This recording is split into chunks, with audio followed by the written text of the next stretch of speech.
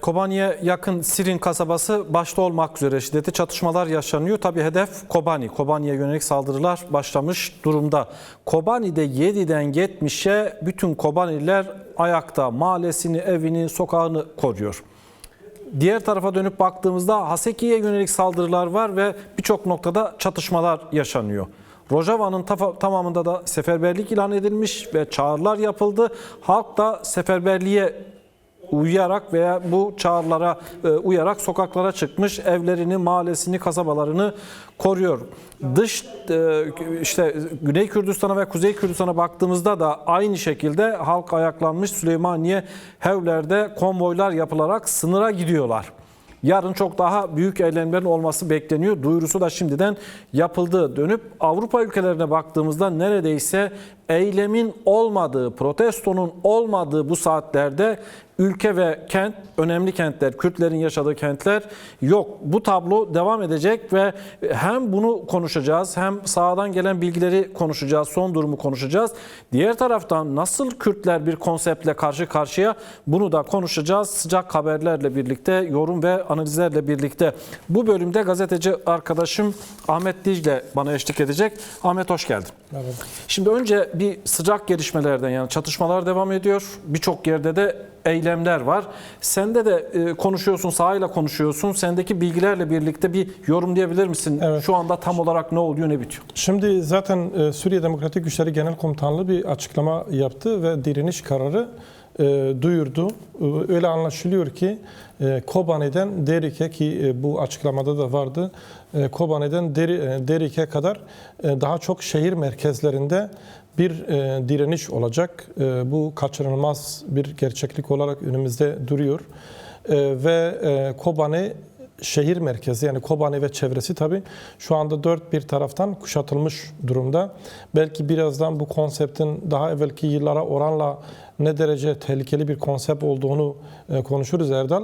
Ama şu anda az evvel senin de aktardığın gibi Kobani'nin güneyindeki Sirin ilçesinde 3 koldan bir saldırı var. Sirin hemen Kobani'nin güneyinde, yaklaşık 20-30 kilometre güneyinde ve Fırat suyunun yanında. Dolayısıyla burayı aşarak bir de onların Cerablus istikameti var. Yani daha kuzeyde Fırat suyunun yanında. Oradan ve Tel Abyad istikametinden Kobani'yi güneyden, batıdan ve doğudan kuşatma altına almak istiyorlar. Kobani'de 350 bin insan yaşıyor ve bütün bu insanlar zaten akşamdan itibaren sokaktalar ve direnecekler, şehirlerimizi koruyacağız diyorlar. Haseki şu anda hedef olan, yani ilk etapta hedef olan Kobani merkezi ve Haseki merkezi.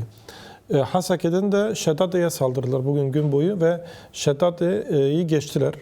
Onu da söylemekte fayda var ki zaten Şeddate hapis cezaevi, IŞİD'çilerin olduğu cezaevini boşalttılar. Onları da serbest bıraktılar ve o IŞİD'çiler de hemen zaten gidecekleri bir evleri de yok. Hemen bir ellerini yüzlerini belki de yıkamadan onlara silah alıp onlara katılıp Üniforma vermişler bazılarına. Üniformaya gerek yok. Hadi çapulcu gibi üniformasız böyle eline silah alan geliyor ki bir şeyleri var. Her şeyi gizlemeye çalışıyorlar. Yani bunlar DAEŞ'li değil, işte askerdir. Onu gizlemeye çalışıyorlar. Evet, ama gizleyemiyorlar. Gazeteci arkadaşımız bize anlattı, Zinar Yıldız.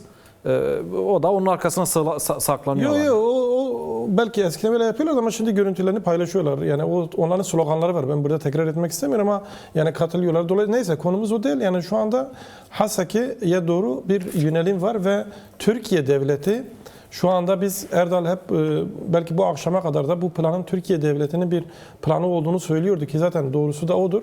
Fakat Türkiye zaten bugün akşam itibariyle savaşa da fiilen katılmış durumda. Bunu neden söylüyoruz? Çünkü Kızvan Dağı bombalandı uçaklarca. Haseki'de bulunan. Haseki'de. Çünkü Haseki merkezine gitmek için Kızvan Dağı'nı aşmaları lazım. Yani belki de Rojava'da tek dağlık bölge orası, yani Cizire bölgesi için söylüyorum. Hatta Kobani bölgesi içinde başka da bir dağlık bölge yok. Tepe bile doğru dürüst yok. Dolayısıyla Kızvan Dağı'nda onlar bir karadan gidiş şeyini yapamadıkları için uçaklarla bombaladılar ve daha tabii orada HTŞ falan gelmiş değil.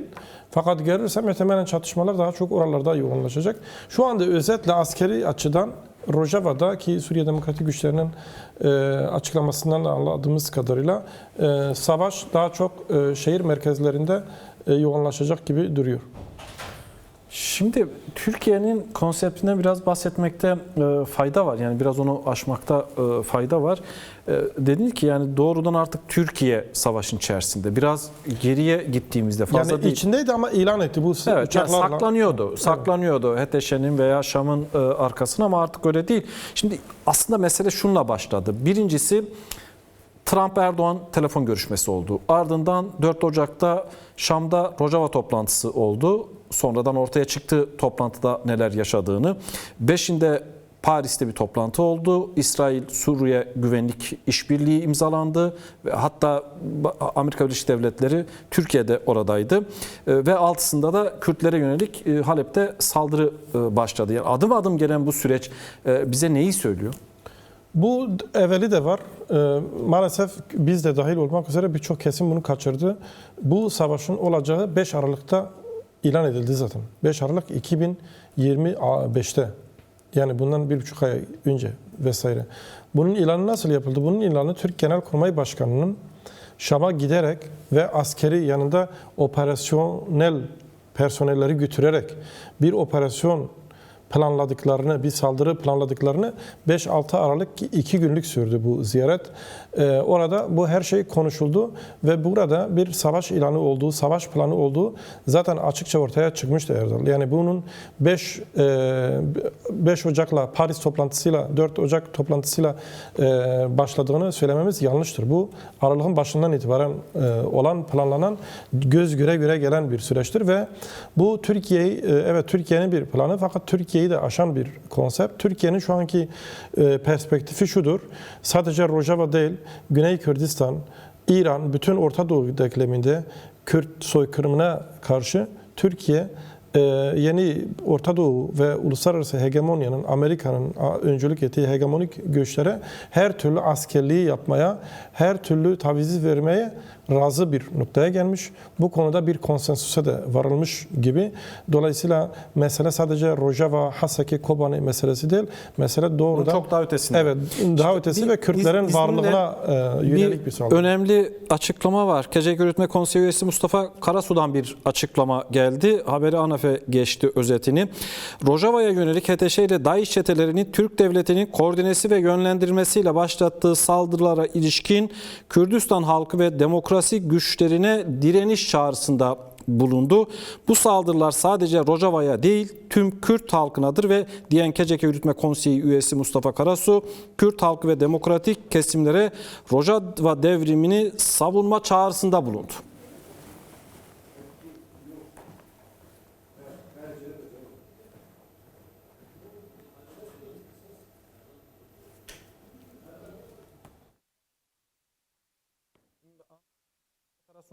Kürt Özgürlük Hareketi'nden ilk açıklama aslında. KCK'nın açıklaması olmuştu. KCK'nın eş başkanının açıklaması. Evet, açıklaması gelmişti ama Mustafa Karasu'dan da yeni bir açıklama geldi.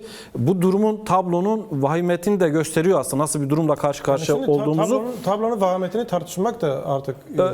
Şöyle bir durum. Yani Kürt halkını ve demokrasi güçlerini tamamını direnişe davet ediyor. Buradan devam edersek geçmiş deneyimler de var. Yani Kobani saldırısı 2014, yine Rojava'ya yönelik saldırılar. Aşağı yukarı 2014'te de haritaya baktığımızda benzer bir tablo vardı. Şimdiki durumu 2014 ile kıyaslamak çok yanlış. Şimdiki durum 2014'ü çok aşan, çok boyutlu, çok aktörlü bir saldırı. 2014 saldırısı da çok riskliydi, çok aktörlüydü. Yani Türkiye ve belki de kısmen işte Katar gibi bazı ülkelerin bir konsepti vardı ve hatta bu 2013'te bir plan yapıldı. O zaman hatırlarsan burada yine televizyonda birlikte çalışıyorduk. 2013'te bir toplantı yapıldı. El Nusra ve daha sonra ismi başka isimlerle Rojava'yı aynı şekilde işgal etme planı yapıldı. Fakat bu Kobani direnişine çarptı ve ters tepti. Dolayısıyla 2014'te ne vardı? Kim saldırıyordu? Nusra, işte bu ufak tefek gruplar ve IŞİD saldırıyordu. Arkasında Türkiye destek veriyordu ve saldırıyorlardı ve ona karşı bir direniş geliştirildi. Şimdi o zaman bütün uluslararası ilerici insanlık ve daha sonra da işte devletler onlara karşıydılar. ve bir koalisyon kuruldu hatırlarsan ve bu Suriye Demokratik Güçleri sonra bu koalisyonun üyesi oldu. Ve işte Kobani direnişiyle birlikte bir süre sonra Amerika'da devreye girdi ve IŞİD püskürtüldü. Şimdiki durum IŞİD'in dışındaki bütün yapılar, yani Suriye'de şu ana kadar faaliyet içerisinde olan, elinde silah olan bütün gruplar bu koalisyonun içindedir şimdi. Yani sayı olarak belki yani 100 bini aşan bir personelden bahsediyoruz. Şu anda Rojava'ya yönelen bu IŞİD'çilerin de dahil olmasıyla birlikte yani 100-150 bin kişilik bir kitleden bahsediyoruz. Ve askeri güç. Askeri, yani buna askeri güç demek istemiyorum ama neyse elinde işte, silah alan, evet, silah yani var, asker diyorum. silahlı eleman. Ve bunlar Türkiye artık doğrudan açıktan uçakla destek veriyor. Az evvel söylediğimiz Hasaki ve Kobani örneğinde Kobani'ye de bugün hava saldırısı oldu. Ve Amerika'nın oluruyla bunu yapıyor. Ve Katar'ın finansmanıyla bunu yapıyor. Ve bunu şimdi bir örgüt, bir işte silahlı bir yapı olarak değil, Suriye devleti olarak yapıyorlar ve bu devletin başı, bu grubun başıdır ve dolayısıyla işte uluslararası işte devlet başkanlarıyla vesaireyle de görüşüyor. Dolayısıyla hem askeri açıdan Erdal, hem siyasi açıdan, hem diplomatik açıdan şimdiki saldırı çok daha boyutludur, çok aktörlüdür ve çok daha tehlikelidir. Onun için 2014-15 saldırısına kat be kat daha tehlikeli bir saldırıydı. Ve o zamanki saldırılar da elbette ki bütün Kürtlere, bütün Kürdistan'a yönelik bir saldırıydı. İşte Başur'a da saldırılar vardı. Fakat şimdi yani işte Rojava, Kobani, akabinde Güney Kürdistan'a da hedef yapacaklar ve mesele sadece burada şunu da eklemek istiyorum. Kopu gidiyoruz biliyorum. Sadece Suriye Demokratik Güçleri, YPG, YPJ, Rojava Özerk Yönetimi veya PKK, KCK falan meselesi değil. Mesela bu bütün Kürt partilerini de doğrudan bütün Kürt toplumunun siyasi iradesini temsil eden farklı görüşlerdeki bütün herkesi hedefliyor. Bu plan Kürtleri bir 100 yıl daha statüsüz bırakma, kimliksiz bırakma planıdır. Bir virgül. Ahmet, önce görüntüyle ilgili, yani Fransa'daki diğer yerlerden farklı olarak, diğer yerlerde de belki var bilmiyoruz ama nöbet eylemi başlatıldı. Yani bu ne demek? Kesintisiz eylem başlatıldı. Şimdi tabii birçok yerde, belki şu anda yüzlerce yerde eylem var ve birçok yerde de insanlar eylem yapmak istiyor. Görüntüler de geliyor. Yayına gelmeden evvel de insanlar soruyor. Bütün görüntüleri de ekrana getirmek mümkün de olmuyor. Sen az evvel bir çağrı da yaptın. Görüntüler geliyor. Şöyle bir durumla karşı karşıyayız. Tabii bir seferberlik var. Yani durum seferberliği de aşan, seferberlik kelimesi de belki bu tür zamanlarda zayıf kalır. Ama zaten şu içinde bulunduğumuz saatler en kritik saatler ve dolayısıyla eğer sorun Kürtlerin varlığına yönelik doğrudan bir saldırı ise o zaman buna karşı doğrudan bir tutum almak gerekiyor. Seferberlik de adı üzerine her şeyi seferber etmek. Dolayısıyla bu zaman... Çağrılar da var Rojava'dan. Yani bu süre, bu içinde bulunduğumuz dakikalar ve saatler, işte bir şeyler bekleme, daha toplanıp karar alma bilmem şey falan değil. Doğrudan bunu eyleme dönüştürme, inisiyatif geliştirme. Hızlı hareket etmek dışında diğer şeyler hepsi bize zaman kaybı olabilir. İlham Ahmet'in bir açıklaması var. İlham Ahmet Twitter hesabından paylaşmış. Evet, Twitter'dan şimdi paylaşım yapıyor. Önce süreci anlatıyor. Halkımız ve dostlarımıza, değerli halkımız ve dostlarımız 6 Ocak'tan itibaren çok ağır saldırılarla karşı karşıyayız. Bu saldırıların amacı Kürtlerin soykırımıdır. Bu önemli. Yani bunu herkes söylüyor. Ve halkların ortak yaşamı hedef alınıyor. Biz bu savaşın önüne geçmek için, Kürtçe yazıyor, ben burada Türkçe çeviriyorum. Biz bu savaşın önüne geçmek ve sorunların çözümü için elimizden geleni yaptık. Bir anlaşma imzaladık, bunu diyor Erdal.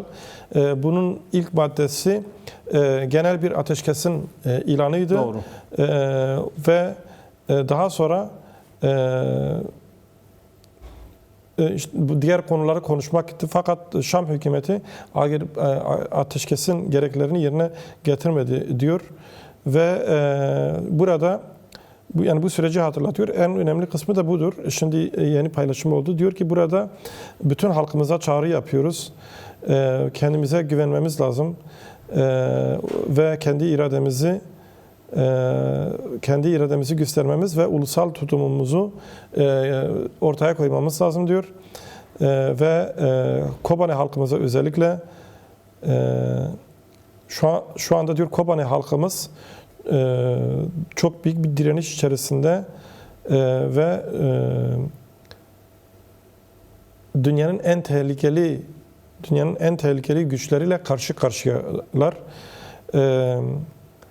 2014'te nasıl direndilerse şimdi de öyle direnecekler diyor. Geliyor Twitter'da peş peşe yazdığı için. Geldikçe yeni tweetler, onları yani da izleyicilerimiz Kobani için özellikle o vurgu da önemli yani.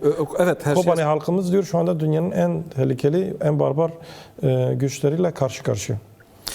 Bir haber daha var. Çelebi'ye bağlı Han Mehmet köyünde halk ile çeteler arasında şiddetli çatışmalar yaşandı. Çeteler köye girmeye çalıştıkları sırada halkın savunma güçleriyle karşı karşıya Orası da geldiler. Kobani yardım. Yaşanan çatışmalar sonucunda 20'den fazla çete mensubu öldürüldü.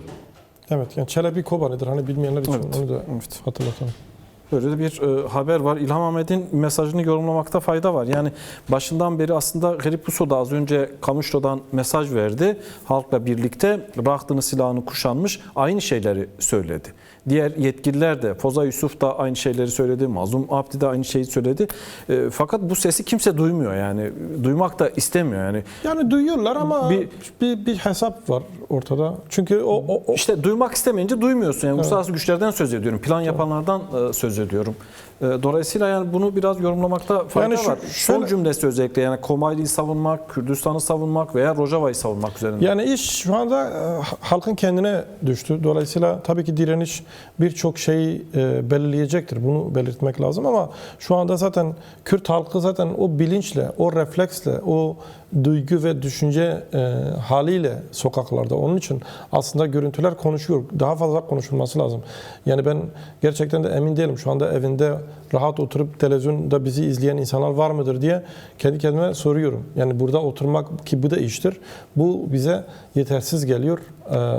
Acaba daha etkili ne yapabiliriz? Çünkü halkımız büyük bir soykırımla karşı karşıya. Bunun altını özellikle çizmekte fayda var. Ve haklı olarak insanların çoğu belki şunu da düşünüyor Erdal. İşte şunu yorumlamak, bunu analiz etmekten ziyade neler oluyor, neler bitiyor onları bize anlık olarak aktarın. Doğal olarak öyle bir beklenti içerisinde ama öyle merak edenler vardır ve ona da cevap vermek gerekirse tablo şu anda Kürtleri çok daha fazla büyük her yerde ve elden ne gelirse direnmek dışında önümüzde bir seçenek görünmüyor. Bu ayıp bir şey de değil.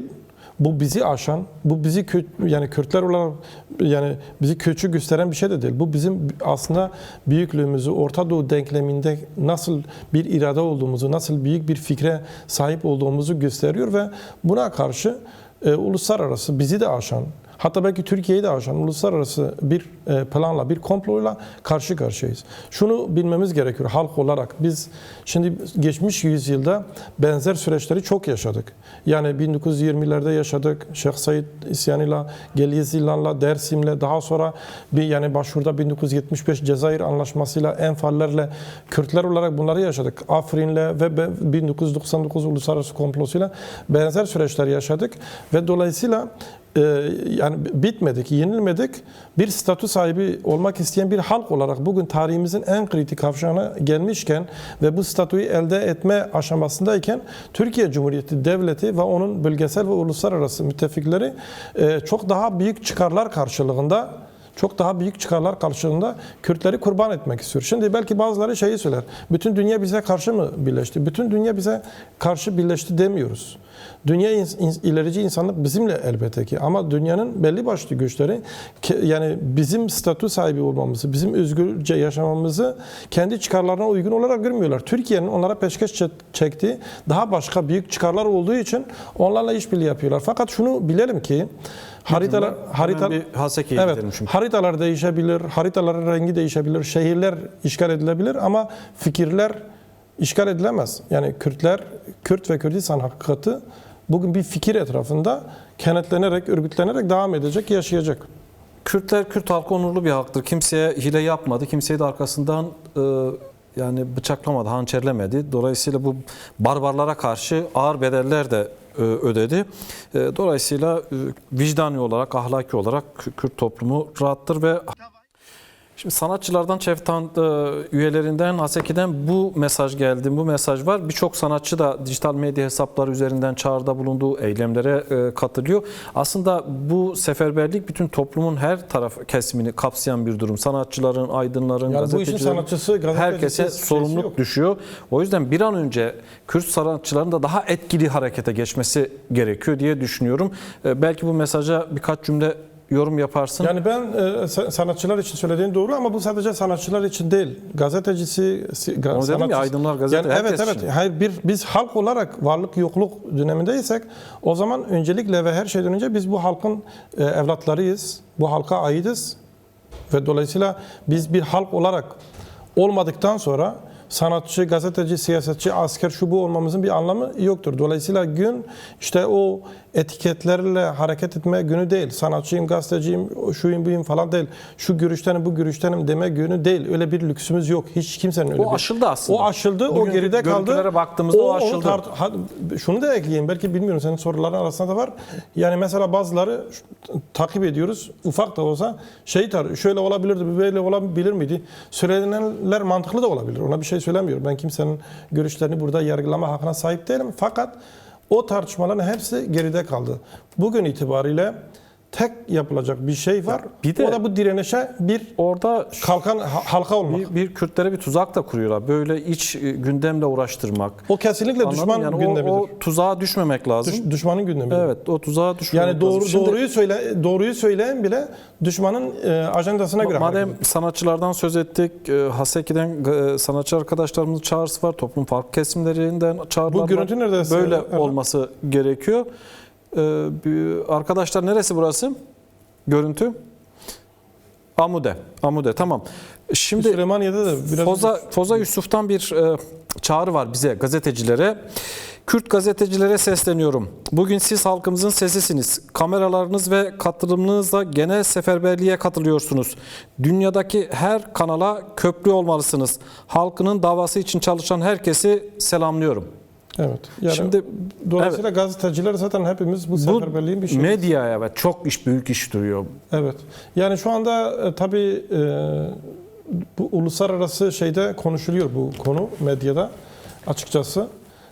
Fakat işin vahameti henüz uluslararası medya tarafından görülmüş değil. Çünkü uluslararası medyanın da bağlı olduğu şeyler var. Yani güçler var.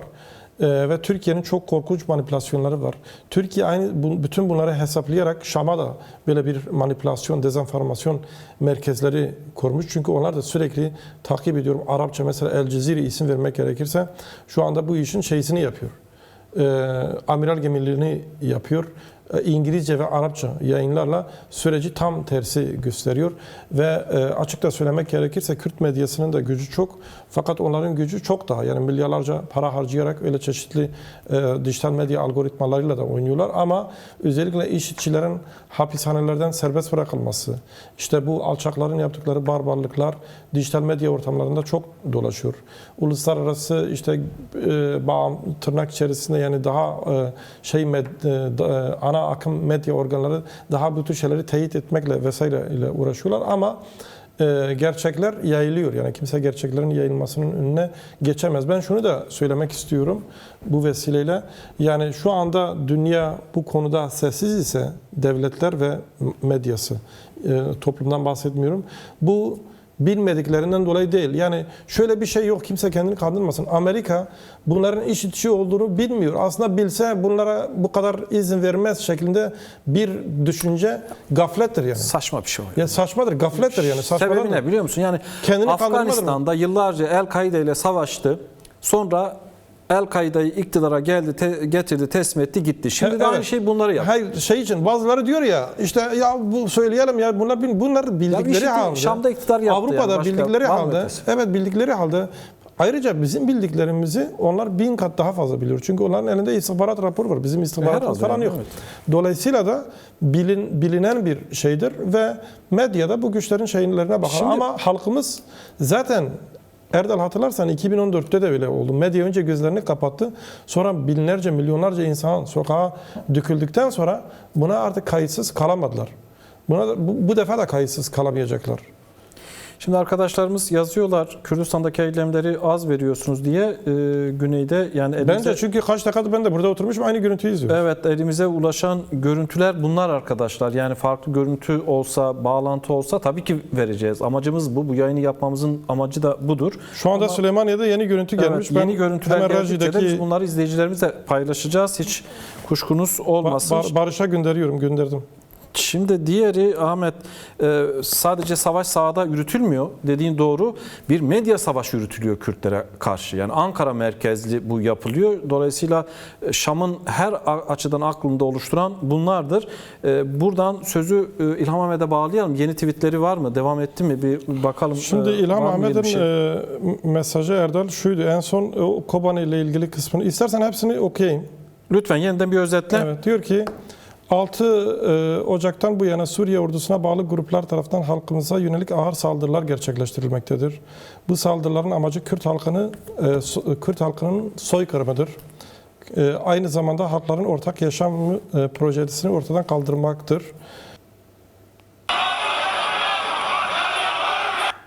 Evet, varmış. Ahmet, İlham Ahmet'in mesajlarını okuyordum. Tamam, ses yayına verilir. Hayır, şimdi ses yok. Şimdi Evet, diyor ki Kobani kısmını söyledik. Uluslararası alanda diplomasi, örgütleme, halk çalışmaları, öz savunma ve direniş alanlarında halkımızın net ve güçlü bir tutum alması gerekmektedir. Uluslararası güçlere ve dünya kamuoyuna da çağrımızdır.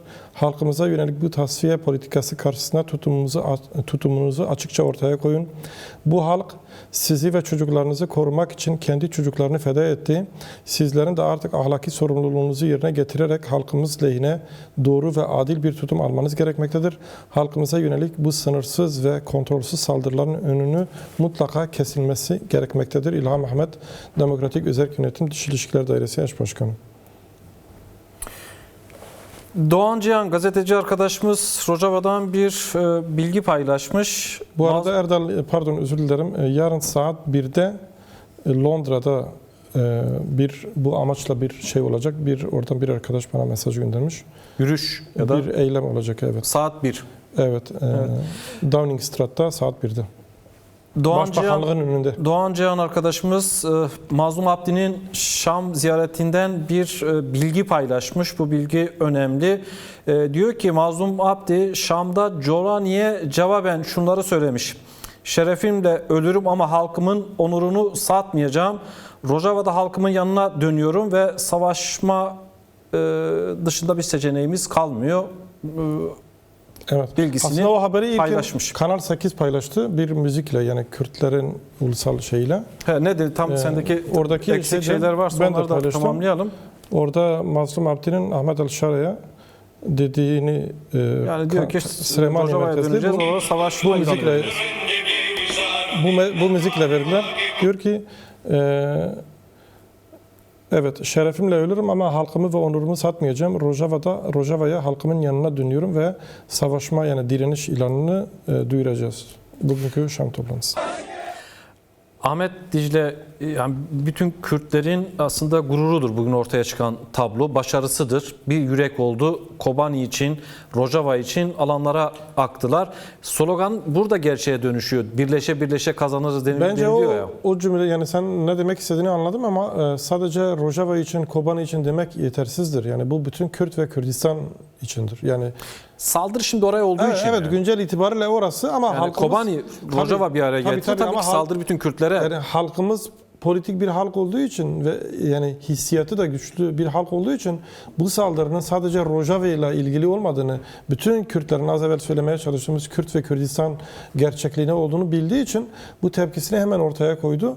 Tabii ki böyle bir zamanda da zaten böyle bir tepki gerekiyor. Dolayısıyla şu anda Rojava etrafında senin söylediğin gibi kenetlenmek bütün Kürt ve Kürdistan gerçekliği, geleceği etrafında kenetlenmektir. Ve şu anda bu saatler itibariyle zannedersem biraz akşam saatlerine kadar şey de vardı. Hani belki Belirsizlik vardı. Bir belirsizlik vardı. Ateşkes olacak mı, olmayacak mı? Evet, bir anlaşma var mı, olacak mı? Mazlum açıklamasıyla birlikte Evet. netleşti her Şimdi şey. bu Şam'daki şeyle ve Suriye Demokratik Güçleri'nin genel komutanlığının açıklaması, yine Foza Yusuf'un özellik yönetimden diğer yetkililerin açıklamalarıyla birlikte halkımız durumun vehametini çok daha fazla derinden hissetti ve eminim ki şu anda bu meydanlarda olan yüz binler belki de milyonlar, biz hepsini tabii göremiyoruz. Aynı zamanda bir o kadar ve daha fazlası şu anda bir şekilde ne yapmayı düşünüyor? Yani yarın sabah erkenden itibaren bir eylem yapmayı düşünüyordur. Şu anda da zaten yoğun mesajlar geliyor. İşte yarın falan yerde olacağız.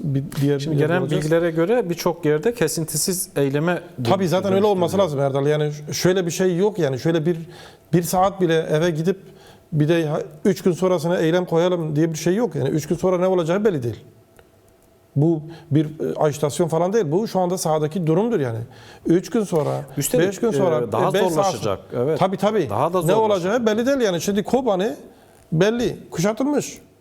Kuşatılmış. Yani biz burada zaten herkes gerçekleri görüyor. Tamam, diğer blok yani Türk medyası, Arap medyası falan propaganda yapıyorlar. Bitirdik, yok ettik falan diyorlar. Onlar bunu zaten 100 yıldır söylüyorlar. Madem Kobani Kürtler de yani gündemden dünyanın bütün gündemine, hayatımız olması lazım. evet. Kürtler de dünyanın gündemine koyacak. Yani Kürtler seçeneksiz değil dediğimizde aslında tam olarak da özgürce dayandığın zaman işte bu potansiyel ortaya çıkıyor. Belli ki şimdi Türkiye'de de bir panik havası var. Yani yorumlara bakıyorsun, açıklamalara bakıyorsun. Bu durum karşısında yani sanki yol açık da artık yani silip süpürecekler. Kürtler direnmeyecek, teslim alacağız gibi öyle olmuyor. Yani tablo bambaşka. Bunu tersine çevirmek demek ki mümkün. Yani bu eylemlerle, bu direnişle. Muhtemelen yarın yani ben bir bilgi yok bende ve de yani bir bilgiye dayanarak söylemiyorum. Bir hissiyat ve bir tahmin ve Türkleri tanıdığımız kadarıyla yarın yani sanki böyle İşte Türkiye'deki barış ve demokratik toplum süreci seyrinde gidiyormuş. İşte iş barış şu bu falan işte yapıyoruz bak ama bozanlar var falan şeklinde tırnak içerisinde böyle Kürtlerin refleksini zayıflatmaya dönük bir takım açıklamalar olabilir. Bunu Erdoğan da yapabilir, Bahçeli de yapabilir, başkaları da yapabilir. Bunun sakinleştirmeye ola ki böyle bir şey yaparlarsa, hileli açıklamalar. Ola ki böyle bir şey yaparlarsa bunun bir hile olduğunu şimdiden not etmek gerekiyor. Şu anda geçerli olan, işleyen tek bir plan var. Kürtlerin soykırımını sahada işte her türlü aparatı kullanarak gerçekleştirmektir. Türkiye Cumhuriyeti Devleti şu anda propagandasıyla, silahıyla, çeteleriyle her şeyi Erdal seferber etmiş. Nasıl ki Kürtler şu anda her şeyi seferber ettiyse Türkiye Devleti de bütün gücünü, diplomatik gücünü, basınını seferber etmiştir. Dolayısıyla artık yürürlükte bir çözüm süreci falan yoktur. Yani Türkiye Cumhuriyeti Devleti bugün Kobani'ye saldırarak, Hasake'ye saldırarak, bugün Raqqa meydanında Raqqa'yı IŞİD barbarlarından kurtaran kadınları infaz ederek, o gürültüler var. Biz vermiyoruz ama halkımız bilsin. Bugün en az yani tam sayı bilmiyorum ama iki görüntü yani gördük. İki kadın savaşçı o meydanda infaz ediyorlar. İnfazdan da öte. Yani bunu biz medya etiği gereği bunu söylemiyoruz. Evet ama bunun bir anlamı var. Bizi yendiğiniz yerde biz sizin kafanızı keseriz diyorlar. Bunu yapan, bunu destekleyen bir devletin ben Kürtlerle barışıyorum, Kürtlerle çözüm geliştiriyorum diyemez. Öyle bir şey yok. Öyle bir şey yok. Yani şu anda Kobani'ye, Hasake'ye, Kamuşlu'ya, oraya buraya saldıran Türkiye Cumhuriyeti Devleti dolayısıyla bu süreci de katletmiştir. Burada tabii bizim kimse adına konuşma, karar verme yetkimiz yok ama bir Kürt olarak, bir gazeteci olarak benim düşüncem budur. Yani muhtemelen sen de öyle düşünüyorsun. Ve de sadece onu yapmamış Erdal. Türkiye Devleti şu anda bence stratejik bir karar vermiştir. Yani Kürtlerin Türkiye Cumhuriyeti Devleti ile barışma ihtimalini doğrudan hedeflemiştir. Şimdi hem açıklamalarda hem insanlarda çok büyük bir kararlılık, bir öfke var Ahmet. Yani olması da gerekiyor çünkü artık tekrar ediyoruz ve tekrar etmekte belki fayda da var. Şu anda Kürtlüğün varlığı yokluğu tartışma konusu. Mesele sadece bir şehir değil Erdal, sadece bir parça değil. Mesele sadece bir siyasi parti, bir askeri oluşum değil. Mesele bütün Kürtlerdir. Dolayısıyla Kürtler şu anda düşün, bak mesela farklı görüşlerden, farklı bayraklar, farklı parçalardan Kürtler şu anda sokaktalar. Yani Zaho'dan tut, işte Hanover'e kadar, oradan başka Akre'den görüntüler var. Birazdan sözünü tamamla, onu da vereceğiz. Doğu'yu bilmiyorum verdiniz mi, Süleymaniye'den gördük ve Kamışlı'dan. Yani insan şu anda burada oturmaktan bile yani acaba keşke orada olup daha fazla bir şey kesinlikle rahatsız oluyor. Niye orada değiliz? Evet. Niye orada değiliz? Niye içinde değiliz? Tabii ki milyonlarca Kürt, milyonlarca insanımız mutlaka bunu hissediyordur, bunu yaşıyordur. Fakat bunun çok daha boyutlu, çok daha kalabalık olması da gerekiyor. Kürdistan Halk İnisiyatifi'nin çağrısı var ya, Evet. buna uyum olmalı. Yani o önemli. Yani, sınırlar kalkmalı ortadan. Yani sınırların bir şeyi kalmadı. Yani savaşsa savaş. Çünkü sen gelmişsin benim kapıma. Yani bırak, yani bir halk olarak zaten statümü, kimliğimi, ana dilimi inkar ediyorsun. O alçaklığı yapmakla birlikte üstelik dünyanın en barbar çete gruplarını silahlandırıyorsun. Havadan onlara SİHA, uçak desteği veriyorsun. Getirip yüz binlerce insanın yaşadığı şehirlere saldırtıyorsun. Bundan daha büyük alçaklık, bundan daha büyük bir düşmanlık olur mu? Şimdi böyle bir durum karşısında artık sınır, artık bilmem ne, şu siyasi parti, şu örgüt, şu bilmem ne falan, onu düşünmenin zamanı değil. Şu haysiyet, şu artık hassasiyet, Kürt olmak var. Evet, Kürt olmak vardır ya olmamak var. Yani ya sen Kürtsün ya da değilsin. Eğer Kürtsen, hangi fikirdensen o fikirden ol, ama öncelikle Kürt olarak bu eylemlere katılman lazım. Bu kadar net. Kamışlı sınırındaki eylem de devam ediyor Erdal.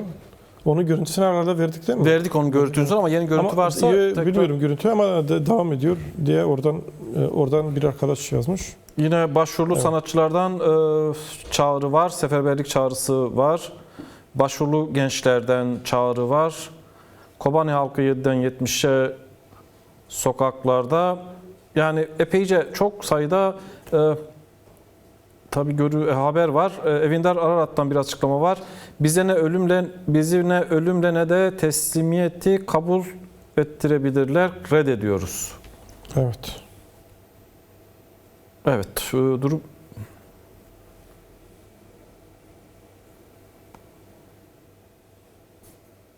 Evet, bir bakalım, arkadaşlarımız uyarıyor. Bu DAEŞ çeteleri, Şaddede cezaevinden kaçan DAEŞ çete başı yakalandı. Haşi Şabi, Suriye'deki Şaddede hapishanesinden kaçan ve Irak'a gitmeye çalışan bir DAEŞ çete başını yakaladığını duyurdu.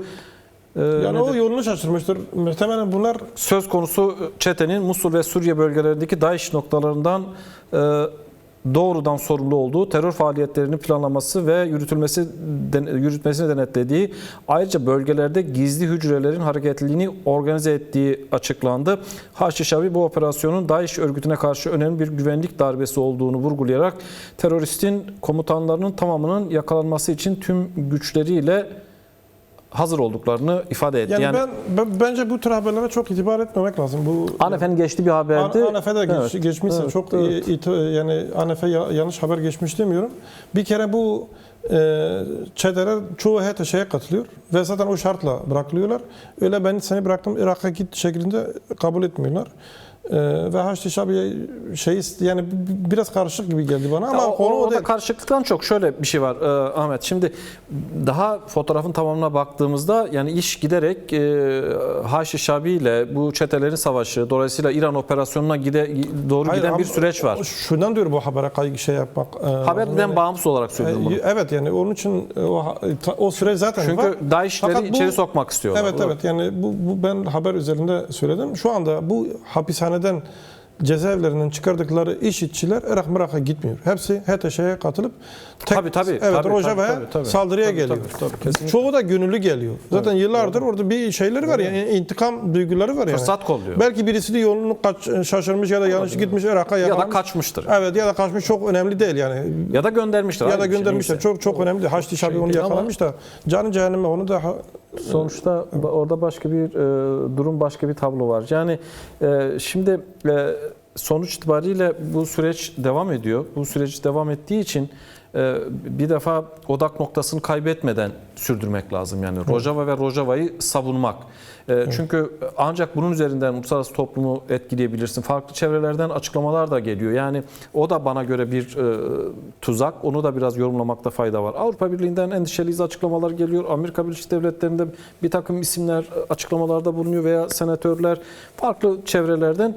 Yani burada ihtiyaç duyulan açıklama değil. Burada ihtiyaç duyulan eylemdir. Somut adımdır. Gücü yok mu? Evet, bu gücü var. Durduramaz mı? Durdururlar. Yani bir telefon, yani fazlası değil. İşte yok efendim Trump şunu dedi, başkası bunu dedi. Bu saldırılar durdurulmadığı sürece, bu çetelerden hesap sorulmadığı sürece sözün artık hiçbir hükmü yok. Kimin ne dediğinin bana göre bir önemi de yok. Ne yaptığının bir önemi var. Yani bu da biraz bu Kürt birliğini pasifize etmeye yönelik bir takım manipülatif açıklamalar da geliyor. Beklenti yaratan veya sakinleştirmeye çalışan, bence buna da dikkat etmek lazım. Yani bu da bir tuzak yani. Kesinlikle haklısın Erdal bu konuda. Ve de şöyle bir şey var tabii ki. Yani mesela halkın direnişine, halkın gücüne, bu eylemlerin önemine inanmayan kesimler, işte orada bir şey de olacak. Bilmem kim ne diyecek şekilde beklenti oluşturmak istiyorlar. Bu risklidir. Fakat günün sonunda bu eylemlerin bir amacı da yani halkımızın mesela Hanover'den tut Paris'ten bilmem yarın birçok yerde olacak. Şu Güney anda Kürdistan'a, oluyor. Kuzey Kürdistan'a. Özellikle yurt dışındaki eylemler için söylüyorum. Fakat halkımızın bir mesajı da zaten dünyayadır. İlgili güçleredir. Ve yarın öbür gün bilmem ne falan bu güçler bir çağrı yapar, bir açıklama yaparlarsa bu da çok istedikleri, çok iyi niyetli oldukları için değil.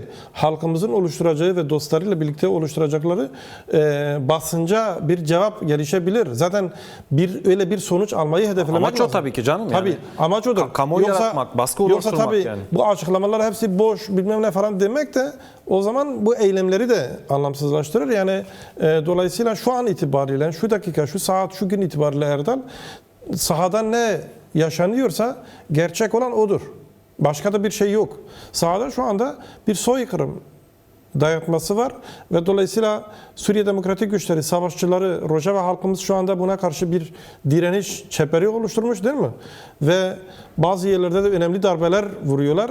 Şunu da söyleyelim yani biz medya şey olarak da Erdal eğer dinliyorsan haberler geliyor. Ben görüntü atıyorum, sen devam et. Yani şöyle bir şey de var. Az evvel Kobane'den aktardığımız haber gibi yani biz evet hep saldırılar var, şeyler falan var fakat karşıdan da yani karşı direnişten de YPG, YPC savaşçıları da bunları birçok yerden püskürtüp değil mi? Sen az evvel bir yer söyledin. Sırrın'da değil mi? Sırrın'da evet. Evet püskürtüyorlar yani onların onlarca yüzlerce ölüleri var. Ten Hak'ta da bunlar var. Evet bunlar zaten Görüntüler geldi, Mayır'a gönderdim. yani bunu da söylememiz lazım. Yani şöyle bir şey yok. Yani onlar geliyorlar istedikleri yere saldırıyorlar falan. Bazıları şeyi konuşuyor. Niye bazı falan yerden çekildik? Tamam. Şu ana kadar askeri ve diplomatik bazı gereklilikler doğru veya yanlış neticesinde yeni bir pozisyon alınmış değil mi? Şu anda Rojava savunma güçleri ve halkının temel ajandası, planı şudur. Kürtlerin yaşadığı bölgedeki Kürtleri ve onlarla birlikte yaşayan halkları korumaktır. Yani bu neresidir? Suriye Demokratik Güçlerinin açıklamasında vardı. Derik'ten Kobane'ye kadar. Ve korumaktır. Ve dolayısıyla da artık bunlar bu şehirlerimize, bu yerleşim yerlerimize girdikleri an ölecekler. Yani Kobane örneğinde olduğu gibi. Yani bugün bu evet birçok yere saldırdılar, birçok insanımızı katlettiler. Daha elimizde net bir bilanço yok. Ama onlardan da yüzlerce ölü var yani. Yani bir hapishaneye 10 kere saldırdılar bir gün içerisinde. En son Türk uçakları devreye girdi. Onu da yapamayacaklar. Yani hapishanenin içini bombalasa işçiler de ölür yani. İşçiler de ölür. Dolayısıyla Kobani'de sadece bir yerde işte 32 araba imha olmuş, onlarcası ölmüş. Yani sahadaki savaş gücünün de böyle bir şeyi var, böyle bir duruşu, kararlılığı, morali var. Dolayısıyla hem askeri aksiyonlar hem bu direniş birbirini tamamlıyor. İlham Ahmet'in dediği gibi, yani az önce sen de dikkat çektin. Yani savaş çıkmasın diye aslında bütün yollar denildi sonuna kadar. Zorlandı. Yani Bugün de dahil olmak üzere. Tabii. Yani artık kimseye, Kürtler olarak kendimize bu konuda da kimseye ispatlamak zorunda değiliz yani. Biz çok barışsever bir halk olduğumuzu kimseye de ispatlamak zorunda değiliz. Bizim kimseye borcumuz da yok. Hayır, kimse saldırmamış ki. Hayır, biz kimseye borcumuz da yok. Biz kimse- kimseye kendimizi anlatma, Yani- o mağduriyet şeyi Az ilgini önce de. onu söyledim ya, kimseye haksızlık yapmamış, kimseye ihanet etmemiş, kimseyi sırtından... Adam Mısır'dan gelmiş, bilmem ne yapmamış. Çeçenistan'dan gelmiş. Neresi o Uygur şeyi? Çin'den gelmiş. Konya'dan gitmiş. Bilmem nereden gitmiş. Benim toprağıma, evime, kardeşime saldırıyor. Canı cehenneme, geberiyorsa gebersin. Yani bana ne? Bir insan olarak sen benim varlığıma, halkımın varlığına yöneliyorsan, dolayısıyla elimden ne geliyorsa onu yaparım. Bu kadar net. Artık bizim dünya, biz çok barışseveriz, şey yaptık falan. Bunu Ya bu gerçeği değiştirmiyor. Sana saldırıya geliyor. Şunu söylüyorum. Bu dakika itibariyle o kapanmıştır. Ha yarın karşı blok Kimse tavrını değiştirir. Der ki ya ben şey yaptım, vazgeçtim bu saldırı şeysinden. O ayrı bir zemin. O ayrı bir zemindir. Dolayısıyla şu anda bütün dünya biliyor ki bu savaşı yani şöyle bir şey yok Erdal. Sen saldırı altındaysan, yani senin şehrin, senin evin, senin sokağın, senin yaşadığın alanlar saldırıya uğruyorsa savaşı sen başlatmamışsın. Sen savaşı başlatsan gider Halep'e saldırırsın, Şam'a saldırırsın değil mi? Başka bir yere saldırırsın. Başka bir yere saldırırsın. Dolayısıyla savaşı başlatan Kürtler olmadığı için savaşa maruz bırakılan Kürtlerdir. Ve Kürtlere de savaş dışında tek bir yol bırakılmadıysa Kürtler bunu iyi biliyorlar. Bütün dünyada Kürtleri tanıyor. Bedeli ağır olacak. Fakat Kürtlerin bildiği en iyi şey direnmektir. Ve bu direnişin de birçok boyutu vardır. Bunun Avrupa'sı, Kürdistan'ı falan yoktur. Her yerde, her zeminde o zemine uygun olarak bir direniş olacaktır. Şu Hanover'deki görüntü de bir direniştir. Akre'deki yürüyüş de bir direniştir. Savaş mevzilerindeki o çeteleri yok etmek de bir direniştir. Bütün bunlar birbirini tamamlayan direniş dinamikleridir. Şimdi işte Komelenci'nin Kürdistan'dan, KCK'den bir açıklama var. KCK koordinasyonundan saldırı ve soykırım altındaki Kuzey ve Doğu Suriye için tüm insanlığı seferber olmaya çağırıyor. Aynı zamanda bu seferberliğe kadınların ve 60 milyon Kürdün de katılmasını istiyorlar. Geniş bir açıklama yapılmış. Seferberlikle ilgili bir çağrıdır. Burada kadınları özel olarak tabii konuşmak lazım. DAEŞ ve ETŞ çetelerini yenilgiye uğratmakta Kürt kadınlarının çok büyük bir rolü, öncülüğü oldu ve dünyada da bu takdirle karşılandı. Devletlerden söz etmiyorum yani. İnsanlıktan. İnsanlıkta evet, yani çok büyük takdir kazandı. Bu barbarlar, bu çeteler Paris'ten Brüksel'e, Berlin'e, dünyanın başına bela olmuşlardı. Şimdi dolayısıyla birçok yerden de açıklamalar geliyor. Yani bizim Kürtlere borcumuz var. Şimdi gün bugündür bütün kadınlar, yani sadece Kürt kadınlardan söz etmiyorum, insanlıktan yana olan herkesin bugün Kürt kadınların yanında, mevzilerde savaşan Kürt kadınları, genç kadınların yanında yer alması gerekiyor ve bu çağrıya kulak vermesi gerekiyor. Yani özel olarak Kürt meselesi konuşulduğunda, Rojava konuşulduğunda ilk adına akla gelen kadınlardır. Kadınların mücadelesidir. Bu vurguda önemli. Belki bunun üzerinden birkaç şey söyleyebilirsin. Evet, bu bir sınavdır aynı zamanda. Yani Kürtsek Kürt olmak, yani tabii her şeyden önce insan olmak, ama eğer Kürtsek, Kürtlük aidiyetimiz varsa Kürt olmanın da bir sınavıdır. İnsansak insan olmanın bir şeyi, yani hangi halktan olduğumuz önemli olmaksızın. Ve Kürt kadınları senin de bahsettiğin gibi Meclis grup toplantısı da Nisaybin'de yapılacak sınırda. Evet, Bu da bir anlamlı. Evet. Ya birçok insanın, tabii Kürdistanlıların hem gidip izlemesi hem de buna kitlesel bir katılım olması önemli. Evet, çok doğru söylüyorsun. Ona ek olarak şunu söyleyelim. Yani bu meclis grup toplantısı sadece milletvekilleriyle olacak bir şey değil. Yani herkesin gidip katılacağı sembolik bir miting Ahmet gibi. yeniden gelmiş, bir bekletmeyelim Ronya'yı. Rolyana şef baş denge metin ha. يلا التزوار ودك تيجي جالي رجاء de xetariye daye. Da careki dikler de gaza erişi gele Kurd dike. Le gele Kurd muqadane Cumhurbaşkanı destekliye kavuruna kapı. Naha rast dimene kamışlaya. Gele kamışlodan mekiye kadar. Bi peyama ku em de Rojava bernadin. Rojava rumeta meya. و ام برخوابتك ام نفجرنا قالوا جوان ها لفلان انا وقت ديمانا بدي فيها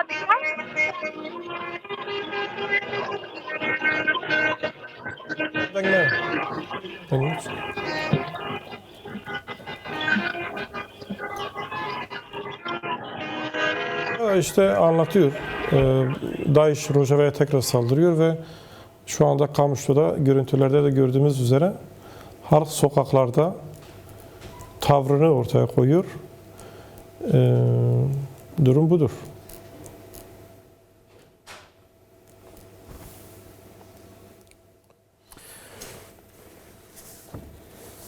Şimdi tabii zor koşullar, savaş koşulları, olağanüstü bir dönem. İnternet sorunu da yaşıyor arkadaşlarımız. Evet. O da anlaşılır bir şey, evet, yani durum.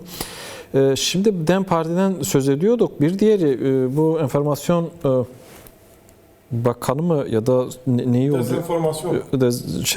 Dezenformasyon mu? Burhanettin Duran, evet. Şöyle bir açıklamada bulunmuş. Diyor, Suriye'de yaşanan gelişmeleri yakından takip ediyoruz. Bu süreçte Suriye'deki gelişmeler üzerinden sosyal medya mecralarından yapılan dezenformasyon faaliyetleriyle ilgili halkı kin ve düşmanlığa tahrik etmeye yönelik provokatif girişimleri dikkatlice izliyoruz. Dezenformasyon ve provokasyon içeren bu tür paylaşımlar karşılıksız kalmayacaktır, tehdit ediyor. Sorumlular hakkında hukuk çerçevede gerekli işlemleri yapacağız. Şimdi savaş ilan ediyorlar, bir halkı toptan yok etmek istiyorlar, soykırımdan geçirmek istiyorlar. Halen de diyor ki halkı kin ve nefrete sevk ediyorlar. Yani onun Türkçesi, gerçekleri kim söylüyorsa. Zaten bugün yaptılar, Mezopotamya Ajansı'nın haber şeylerini yaptılar. 10 gün arayla. Ben o adama cevap verme bile gereği duymuyorum ama bizi izleyen Kürtler varsa, ki vardır, herkes, yani hepimizi kastediyor. İşte çünkü görüntü paylaşıyoruz, bilgi paylaşıyoruz. Herkes her mecrada, çünkü bu sosyal dijital medyada bir şey, yani orada bilgi yayılıyor. Herkes varsa yedek hesaplar açsın, olmayan da yeni hesaplar açsın. Ama mücadele sadece o değil, ama orada da sürekli bilgileri paylaşalım. Yani orayı da boş bırakmayalım. O adama cevap vermeye bile gerek yok. Şimdi mesele adam değil, yani karşıdaki tedbir olarak söylüyorum. Tabii yani bu gayet haklısın, çünkü medya üzerinden bir savaş yürütüyorlar bugün itibariyle. Ve ahlaksızca bir şey. Bugün itibariyle bütün Kürtler dijital medya hesaplarını çok etkili kullanıyorlar. Bak mesela bir örnek vereyim. Rahatsız oluyorlar. Bak mesela bir örnek vereyim. Şedade cezaevini kendileri bastı. Kendilerini o inşitleri şey yaptı. Şu anda dünyaya bunu nasıl anlatıyorlar? SDG diyorlar, Suriye Demokratik Güçleri için. Vay be çok tehlikeli diyor, işçileri bıraktı diye böyle durumu tersten gösteriyorlar. Yani yaptıklarını yapmamış gibi gösteriyorlar. Şimdi bizlerin de yani bunun için gazeteci olmaya, işte siyasetçi olmaya falan gerek yok. Her bir birey buradan, zaten bizim yeterince elimizde malzeme var, ajanslarımız var, televizyonlarımız var. Hepimiz varız. Ve arkadaşlarımız canı pahasına işte görüntü gönderiyorlar. Her bir bireyin elinde telefonu var artık çağımızda. Kendine bir dijital medya hesabı açarak bunları dolaşmaya soksun. Başka insanlara gitsin, gruplara atsınlar vesaire. Yani bu şeylerde öyle basit cümlelerle, klişelerle bizi engelleyemezler. Yani o ayrı bir şey. Onun için Zaho'dan bir gencin çağrısı var. Onu ekranlarınıza getiriyoruz. Kapıları açın, Rojava'ya geçmek istiyoruz diyor. Erdal, bunu belki anlamayan izleyicilerimiz varsa, yani bu kardeşimizin söylediği üslubundan ve aksanından da belli ki Zaholu ve KDP'li, zaten konuştuğuk televizyonda Sayın Mesut Barzani'nin televizyonu Ava TV diyor ki Sayın Başkan'dan Mesut Barzani'yi kastederek kapıların açılmasını istiyoruz ve kapılar açılırsa biz gidip oradaki kardeşlerimizle yani onlarla yanında savaşmaya hazırız. Zaho yiğitliğin çıktığı bir yerdir ve biz bununla hazırız diyor. Dolayısıyla aslında Sayın Mesut Barzani'ye burada bir çağrı yapıyor. Diyor ki kapıları açın, biz Rojava'ya gitmek aslında bir süre Bir süre önce Sayın Barzani'nin de öyle bir açıklaması olmuştu. Kamusta Yani, bir evet. saldırı olursa peşmergeyle Anlamlıdır savunur. bence gençlerin Zago'da böyle bir Onu da tutum hatırlatalım. evet. Necdet Atalay شهید تو من وقتا سوز خود شهید آردا وان آزاد شیار بکن امن و آزادگی آزاد و کم جناب دیوانن و نرخن و کمیت شیار بکن لبنه اینو دستنادار خاطیه لسر حکم بخواسته کو قول و خیال بعثی افریقایی موقع بینه دخواسته سر مبده فرد کن قول و خیال شده انداش تو دخواسته سر بیر قدم ده بگانیم دخواسته بمشینه شبرکو او نباش نجی بس نجی ده زکاری کو گینا مرا تسلیم بگره هم دیسش به هزانو نشیده بشن تجارا هم تسلیم کاری قبول نکن گلی کرد سوزا Kobani tecrübesi var, başka tecrübeler var Kürt halkının. Dolayısıyla insanlar silahını almış, orada bir tutum ortaya koyuyorlar. Elbette ki 2014'te öncü savaşçılar da zaten Kobani'de de mevziler. görmüştük. Evet. Asiye Abdullah. Evet, evet. Öncü savaşçılar zaten ön mevzilerde Evet. gereken stratejik şeyleri. Onlar askeri konular. Dolayısıyla şu anda özerk yönetimin, YPG, YPJ'nin zaten bir savunma planı vardır. Yani kimse şey zannetmesin. Bugün bu açıklama yapıldı. Biz teslimiyet dayatmasını reddediyoruz, direneceğiz demek savunma planını yeniden bugün başlıyor demek değil. Yani bu senaryolar zaten evvelde de Her türlü masadaydı. açıklama da yaptılar. Her türlü Evet. senaryoya karşı hazırlıklıyız. Bu savaşın gelme bu savaşın Erdal gelme ihtimali %90'dı zaten. %10'luk diplomasi şeyi denendi, sonuç alınmadı. Sesi dinleyebiliriz bir kez daha.